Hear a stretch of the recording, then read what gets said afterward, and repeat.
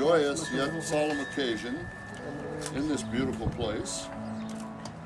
We're here to celebrate what will be one of the most important times in the lives of two people we care very much about, George Sullivan and Suzanne Delane.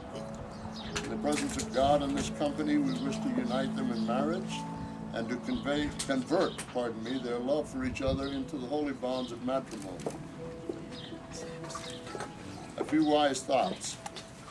To everyone there is a season, a time to be born, a time to die, a time to plant and a time to reap, a time to laugh and a time to cry, a time to mourn and a time to dance, a time to cast away stones and a time to gather stones together, a time to embrace and a time to refrain, a time to get and a time to lose, a time to be silent and a time to speak, a time to love and a time to hate, a time of war and a time of peace.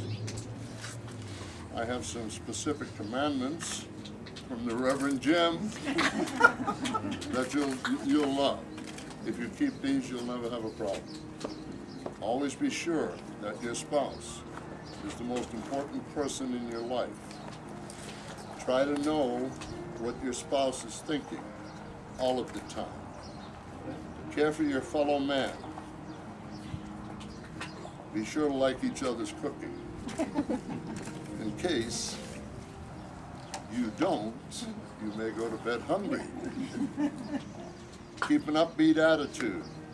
Whether you're vacationing in Hawaii or wading through the mortgage and the meatloaf at home, it's just as easy to be a pleasant person as it is an unpleasant person. And frankly, nobody really likes unpleasant people. Be willing to do the things your spouse simply will not do. Discussion about that is not a bad discussion to have. Get things settled early on. Make sure you know who's going to do the specific errands for your family in and about your home. I always make sure Fran does a good job when she changes the oil in the cars and mows the lawn. Spend your money wisely. As we journey into the seniority of our lives, it is amazing how peace, tranquility, and solidarity begin to replace dancing, drinking, and spending. If you need advice in any area that I can be helpful, please give me a call. If you need money, please call Mr. and Mrs. Briggs. Remember, you now have a permanent partner. Cherish that person, meet their needs, and place them in a position of having no equal in your lifetime. And last but not least, do not put off the things you feel you want to do now. Discuss it, come to an agreement, and do it. If you do not, you may never get another chance in your lifetime to do it. Remember, a marriage must be nurtured and held fragile each and every day. You must do your utmost to have faith in your partner at all times. As General George Patton once said, if you do your best, what else is there? I stand before this couple this day to join them in the bonds of holy matrimony.